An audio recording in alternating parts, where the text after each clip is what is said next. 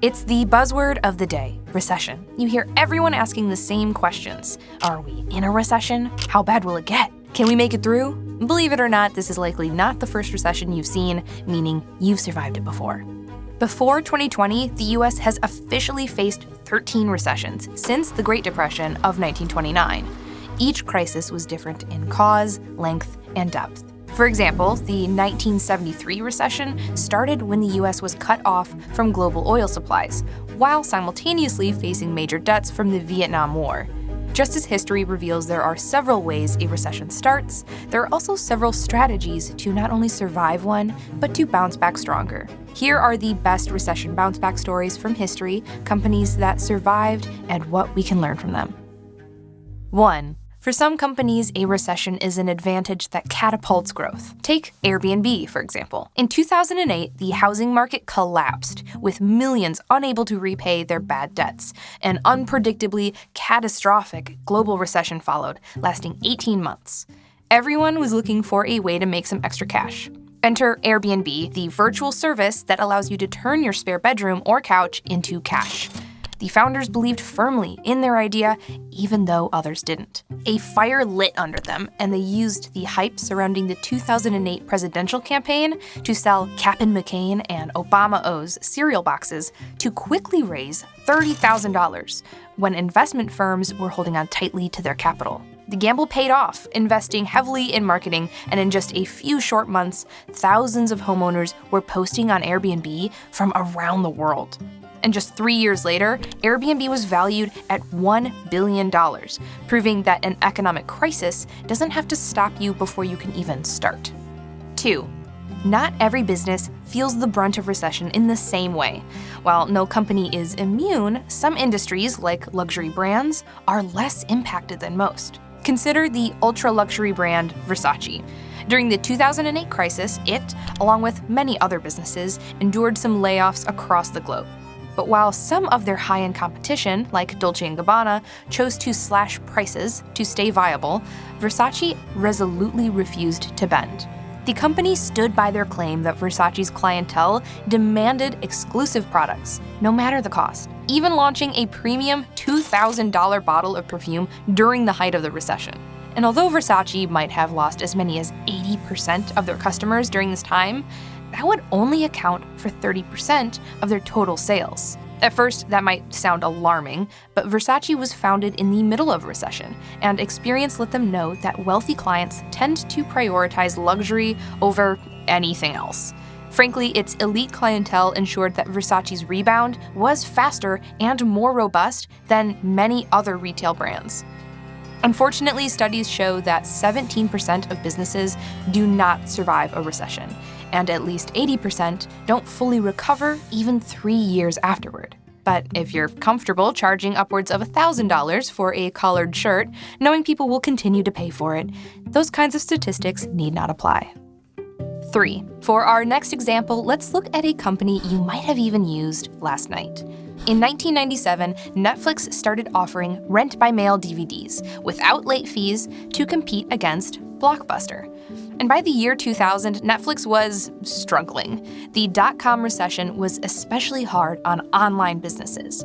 Netflix was putting up yet another multi-million-dollar loss, and Blockbuster.com was threatening their whole business model. So Netflix made a proposal.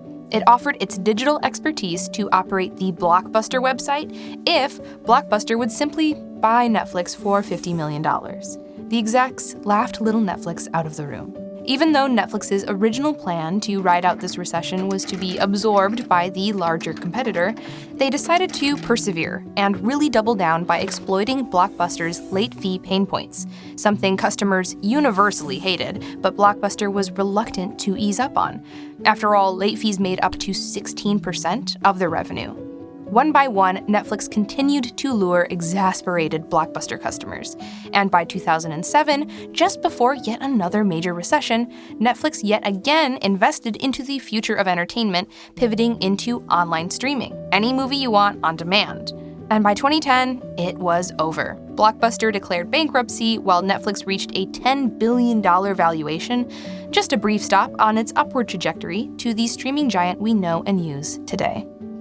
4. Netflix didn't shy away from investing in its future even during a major recession. And this, according to a major study conducted by the Harvard Business Review, is one of the most defining features of a recession-resistant company. Recessions breed fear, and too many businesses retreat into a defensive position, cutting their worker base and putting a stop to spending to try and save cash. But according to Harvard's study of 4,700 companies, that's the wrong tactic. To illustrate, examine Staples through the 2000 dot-com recession. The office supply chain made the choice to calm fears about people losing their jobs, in fact, growing their workforce by 10% during that time. Staples then launched new services and high-end products, and after the recession, the numbers proved that their dual-pronged strategy was a success. By firing none and hiring more, as well as a focus on research and development, Staples doubled their profits from pre-recession times within 3 years, while its main competitor, Office Depot, was barely keeping up.